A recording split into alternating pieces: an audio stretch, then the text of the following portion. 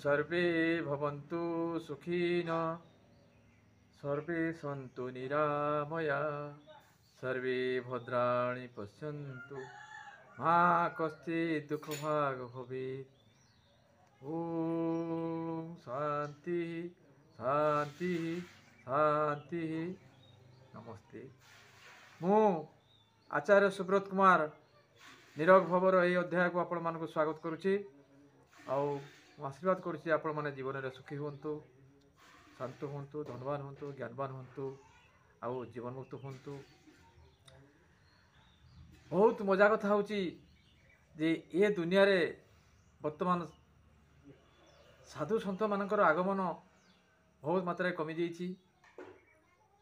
वेशधारी साधु सन्त हवा सबुठ सहज, किंतु ज्ञानधारी साधु सन्त हवा बहुत कष्ट। वेशभूष आभूषण धारण करने हेले बहुत सहज ताहा पार, लोक मैंने आकर्षित हेबे, बहुत टंका पैसा सुना रूपा गाड़ी घोड़ा चेन पिंधि पारे, किंतु ज्ञानर अधिकारी हवा बहुत दुष्कर व्यापार। तेणु ये जो अमीय बाणी मुझे आपको प्रदान करुच्ची, आकुंठित चित्त ग्रहण करूँ, प्रतिदिन श्रवण करूँ, प्रतिदिन श्रवण करूँ।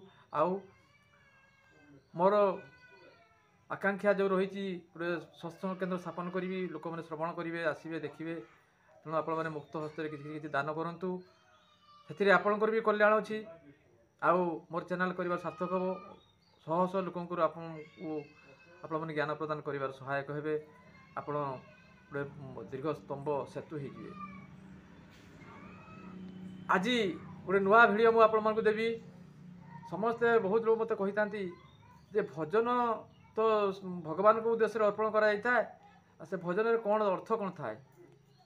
तो से भाई भजन मुझे आपण मानक आज देवी।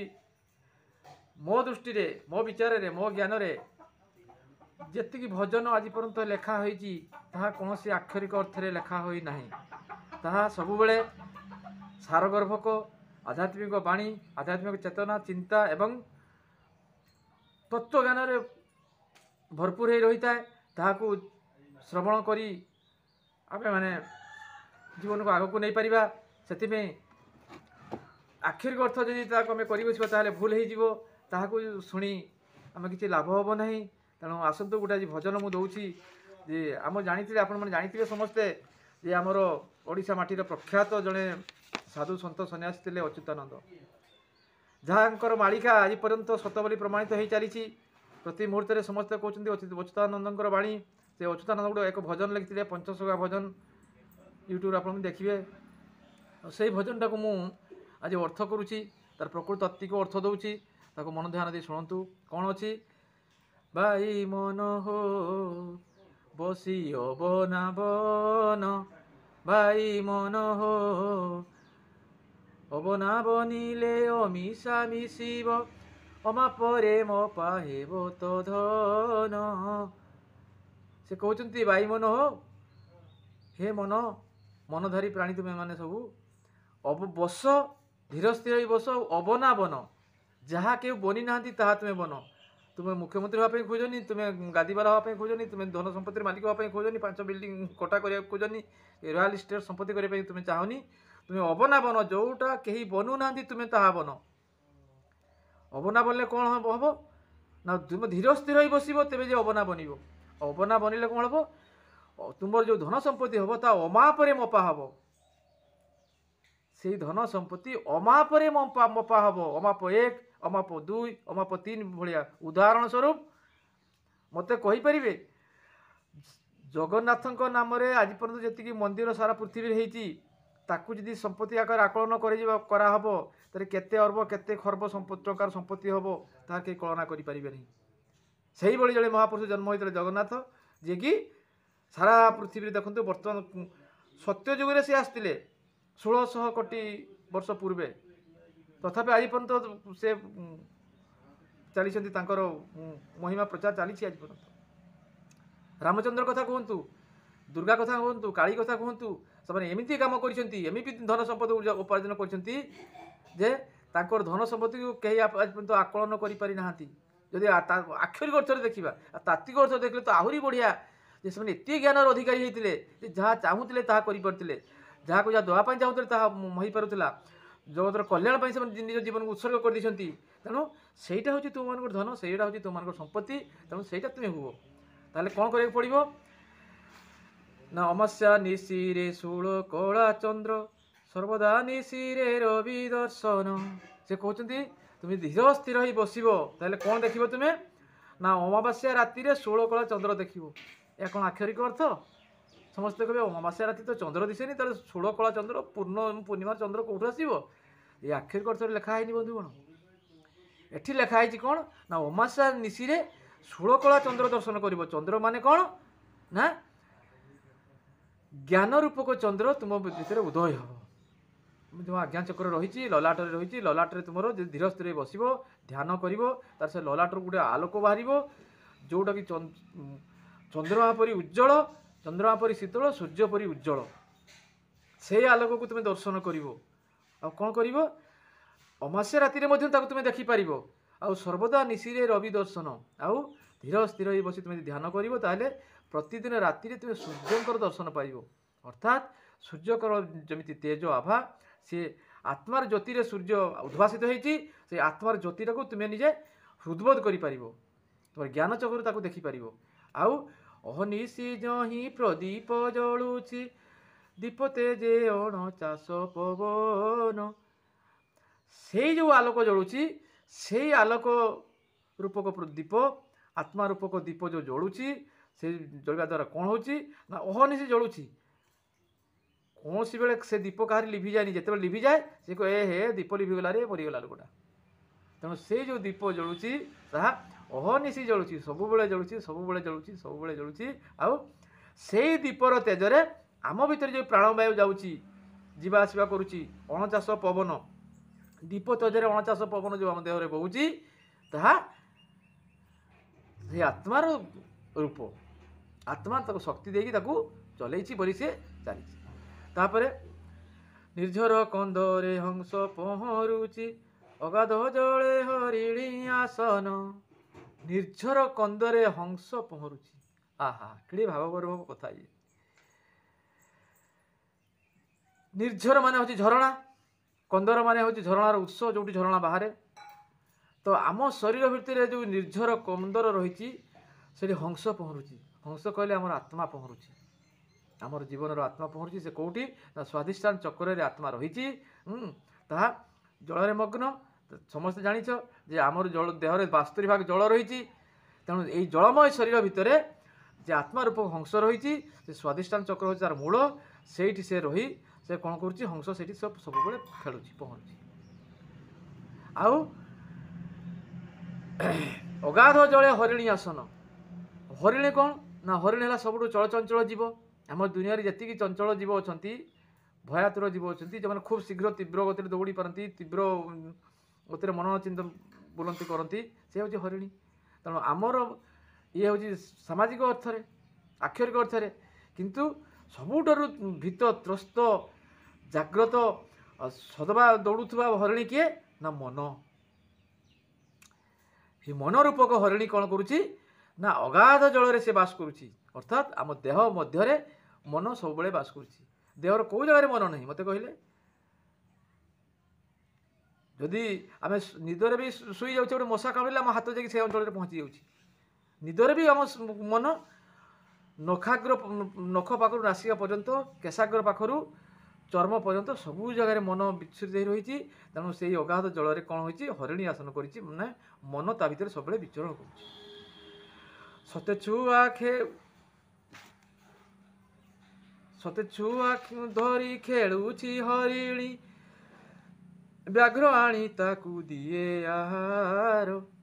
ତ ଏଇ ମନର କ'ଣ କେତେ ଛୁଆ ନା ଶହ ଶହ ଛୁଆ। ମନର 5 ପ୍ରକାର ମନ କୁହାଯାଇଛି, କୁମନ, ଉମନ, ସୁମନ, ବିମନ ମନ। ତାହା ପୁଣି 5 ପ୍ରକାର: ସୁଖଦାୟୀ, ଦୁଃଖଦାୟୀ, ଜ୍ଞାନଦାୟୀ, ଶାନ୍ତିଦାୟୀ, ପ୍ରୀତିଦାୟୀ। ତ ଏମିତି 5 ଗୁଣ 5 25 ହେଇଗଲା। ଇଏ 25 ପୁଣି 5 ରୂପ କ'ଣ? କାମ, କ୍ରୋଧ, ଲୋଭ, ମୋହ, ମାତ୍ସର୍ଯ୍ୟ।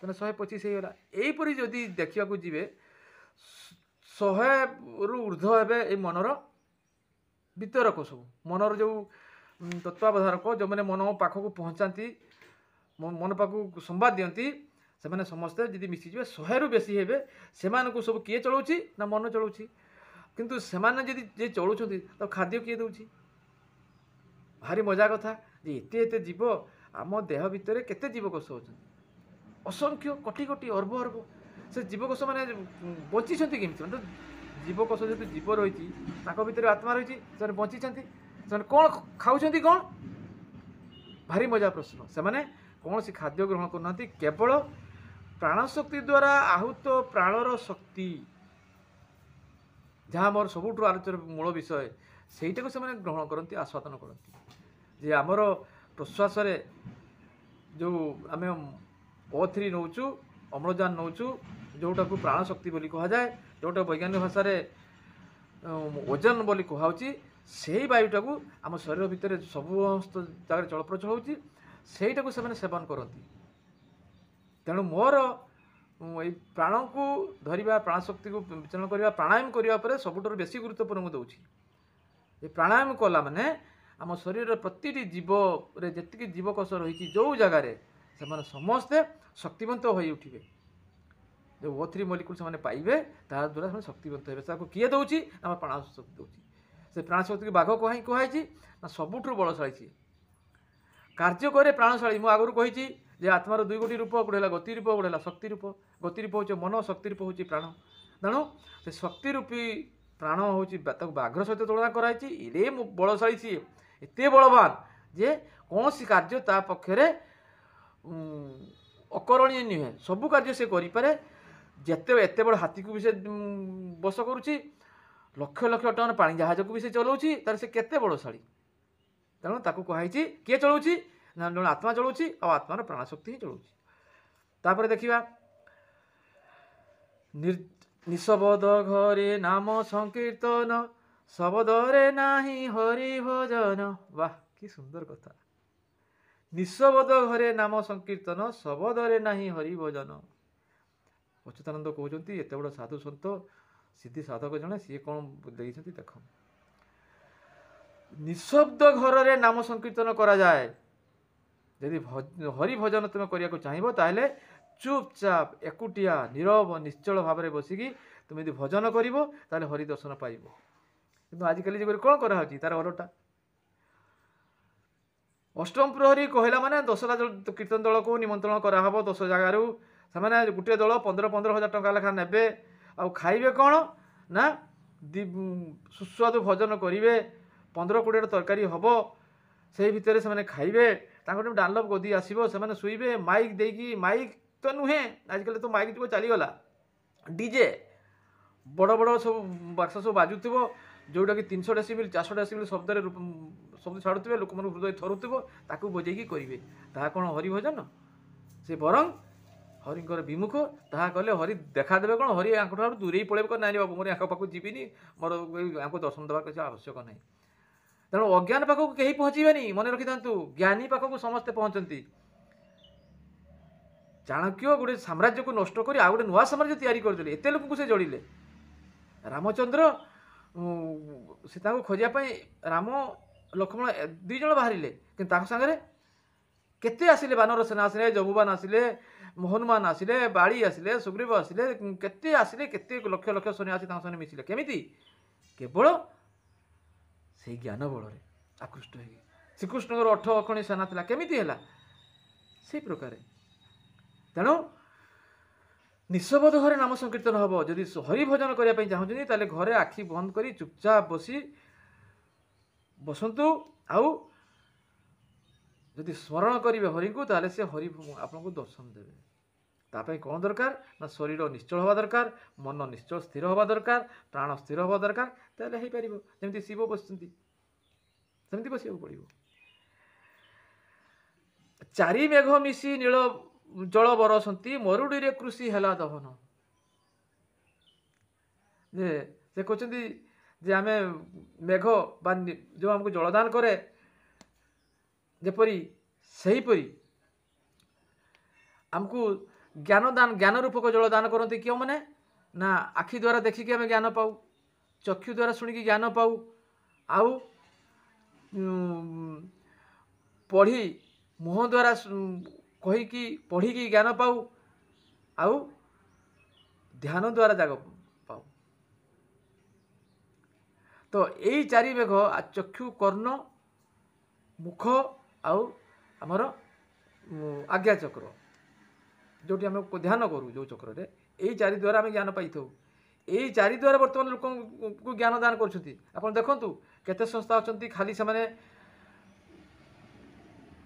कैसेट छाड़ी भजन कीर्तन करी केते संस्था अच्छा खाली बही कर ज्ञान बांटा चेष्टा करते संस्था अच्छा कहते आस आम पाखे ध्यान कर तुम्हें भगवान दर्शन हो केते जन अच्छा कहते आस तुम्हें आम संस्था मिसी जाओ हो चारि प्रकार से दिगला वेद द्वारा ज्ञान प्रचार करा तथापि कौन हो ना ये जो ज्ञान रूपक कृषि ज्ञान रूपक वृक्ष सी आउ से उधे पारुनी ताकू भी जल अभाव झाउली पड़ुची मरी जाउची। अर्थात ज्ञान न हैला पर्यंत कौन सी बाह्य ज्ञान आध्यात्मिक ज्ञान न हैला पर्यंत बाह्य ज्ञान केबे कहारी को उन्नतिर शिखर को आनी पारि नहीं बा से निजको श्रेष्ठ बोली करि पारि नहीं।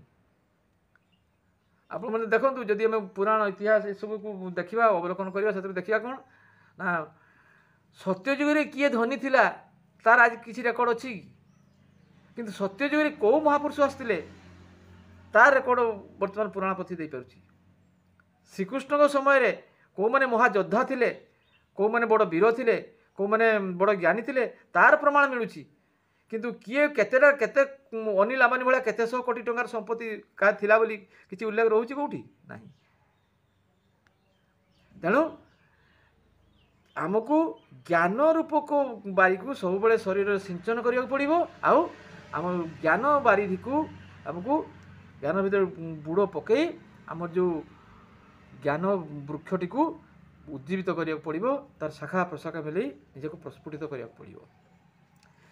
तापरे निर्धनर घरु चोरी करी धन चोर बसी दांडे करे रोदन भारी बढ़िया कथा कही से देखो तो पंचसखा जुग कौ मसीहार कथा बर्तमान कहुची से सी या जापारे या हम या परे कौन चोरी क्या घर हुए से लिखुं निर्धनर घर जार धन नहीं ता घर चोरी हुए समस्ते हसवे कह बाबा जार नहीं कि घर कौन चोरी हम किंतु मु उदाहरण देवी जे निर्धन घर केमी धर चोरी हुए। निर्धन कहले जो मैंने प्रतिदिन आय उपाय कर दिन मजुरिया श्रेणी प्रतिदिन आय करुँच खाऊँच से निर्धन कहुँ तो से घर चोरी हुए केमती चोरी हुए कहतु से मैंने जिते गोटे गामुछा किणापी जी दुकानी पाखु सी अन्य मानू तार जदि कई धनी लोक गोटे गामुछा किणा जीव ताकू आदर जत्न चेयर रे बसैब मिठा कथा कह चाह कपे मगैब आउ कड़े आसते भाई ना गोटे आसते गामछा ना ना हो नियो केते देवी हाँ ना दियो 60 40 50 दियो कही ताठू 50 से नब किंतु जो जड़े गरीब श्रेणी लोक जीव देने भाई गोटे गामछा दे ना हाँ ने केते देबू हाँ दे 100 बिक्री होची दे ना 10 टका काटिकी दे से ना रे मो पाखे एत पैसा ना हो दे जहाँ दूसरी दे से 80 टका देला जो गामछाटी को धनी लोक 50 टका किणिला गरीब लोक ताठू से 80 टका 30 टका ताठू अधिका लाभ नहीं गला। आहरी उदाहरण दूची हलदी मसला समस्त देखिए भारत कंपानी हलदी मसला 10 ग्राम हलदी मसलार ओजन पाखापाखि 20 ग्राम खोल सहित ताकू 10 टकर बिक्री होची आउ जी किलिकिया पैकेट नौची से 120 टंकार किले हलदी पाउची आउ जी 10 टंका पैकेट नहीं दिन प्रतिदिन चलाऊँगी ताकू से 15 ग्राम पाखापाखि हलदी पाउची 15 ग्राम को किणुची 10 टंका देकी ताहले 100 ग्राम को से किणला 60 टंका देकी तापाई हलदी किलो पड़ला 600 टंका से 600 टंकार किले हलदी किणला बेलू गरीब लोक धनी लोक कौन कर 120 टंकार किले हलदी किणुची ताले भल भाव मुंड को पुरातु ये सब जिन बहुत छोट नग्न जिन जहाँ आज दुनिया को भीतरस्त कर पकई आजिकल गरीबी कहीं बढ़ी जाऊँगी दिन को दिन दिन को दिन दिन को दिन गरीबी संख्या कहीं बढ़ी चली एमती भाव में समस्ते जिते जिते बड़ व्यवसायी कले गोटे छोट उदाहरण दूसरी 30 वर्ष तले सिबेका कंपानी गोटे टूथपेस्ट गोटे सिबेका कंपानी थिला से टूथपेस्ट व्यवहार करते टूथपेस्ट कंपानी बुड़ी जावाक बसुला से कंपानी गोटे इंटरव्यू एमबीए मान सब आनी इंटरव्यू कला जे मो कंपानी को किए उठे पार जड़े युवक आसला से कहला मुझे तुम कंपानी को उठेदेवी ना केमी उठेब कह मत ना तुम केते अच्छी धरा जाऊ प्रतिदिन तुम केते टଙ୍କା बिक्री होची ना धरा जाऊ 1000 टଙ୍କା मोर बिक्री होची अच्छा 1000 टंकार थरे तुम कोलगेट मुहटा केते चौड़ा ना धरा जाऊ 0.2 cm से कहला 0.2 जदि थरे चिपी देव केते बाहर ना 1 ग्राम बाहर जदि से आम आउ टे चौड़ा करदे 0.25 चौड़ा करदे ताहले केते ग्राम कोलगेट बाहर ना जदि 1 ग्राम बाहर आउ 1.1 ग्राम बाहर गोटे घर जब 10 जन घसुले 10 जन को आउ 1 ग्राम अधिका घसिले इंडिया जदि भारत में प्रतिदिन जदि लक्षे घसुवे लक्षे घसला केते गला ना लक्षे धरा जाऊ 10 किलो पेस्ट अधिका गला से 10 किलो जी घर खर्च होता से घर ठूँ समस्त अधिका पेस्ट खर्च है अधिका पेस्ट किणिले तेणु अधिका लाभ हो तेणु मोर बुझेबा कथा जे जो मैंने वर्तमान जुगे अमीर बोली देख होती कोटिपति ना गणति होती यूट्यूब जो देखे होती ये हूँ भारत बड़ धनी ये हूँ भारत बड़ धनी से पाखे लक्ष लक्ष टंकार लोक चाकरी कर कौन पाई सादा उपाय लोक मान आखिरे आंगुली गेंजी किपरि ताकठरू पैसा लुंठन करी हबो